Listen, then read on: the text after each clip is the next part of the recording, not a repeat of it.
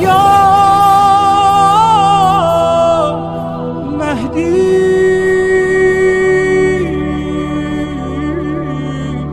مددی. رسول خدا فرماتے ہیں کہ تمہیں 10 تحفے دینے پڑیں گے. وقت محرم محدود ہے، میں سب کو بیان نہیں کر سکتا، میں گزرا کروں گا، بس تیزی سے گزروں گا. رسول خدا فرماتے ہیں کہ پہلا تحفہ جو ہے وہ تمہارا کس کو دینا ہے؟ تم نے کہا ملک الموت کو. ملک الموت کو ہدیہ اپنے جانے سے پہلے دو. کیسا ملک الموت کو کیسا ہدیہ چاہیے؟ ملک الموت کیا ہے کہ جب انسان کی روح قبض ہو رہی ہوتی ہے تو وہ ملک آتا ہے، یا اس کے جو بھی جس کو وہ اپنی ڈیوٹی پہ، کیونکہ سخت ترین مرحلہ ہے روح کا کھینچنا بدن سے.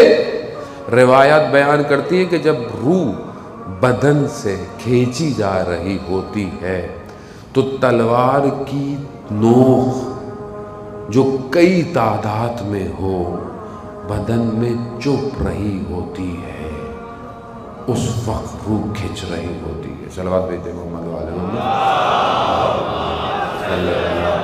محمد وعلی محمد وعجل فرجهم. عزیزان محترم، یہ سخت ترین مرحلہ ہے. کیا کریں؟ گھر ملک الموت کو ہدیہ دو تاکہ یہ جو مرحلہ ہے یہ آسان ہو جائے. یعنی کچھ کی روحیں اس طرح بدن سے نکلتی ہیں جیسے کوئی مٹھاس وہ حاصل کر رہا ہو. یہ مرحلہ آسان نہیں ہے. ہم اصل میں غافل ہیں.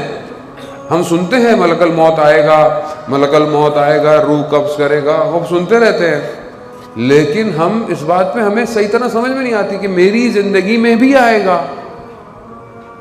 سب مرنا ہے. قرآن جب رسول خدا کو فرمایا کہ رسول خدا کو کہ آپ نے بھی دنیا سے جانا ہے، سب نے دنیا سے جانا ہے، تو ملک الموت آئے گا.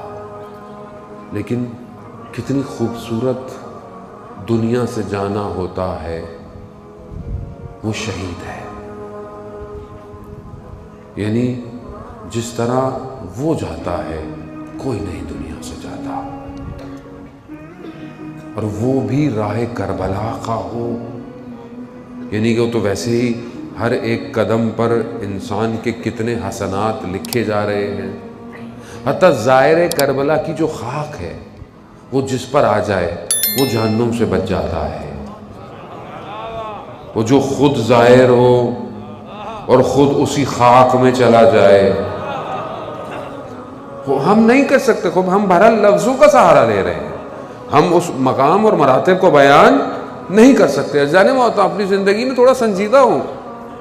موت برحق ہے، آنی ہے، وہ دنیا سے جانا ہے.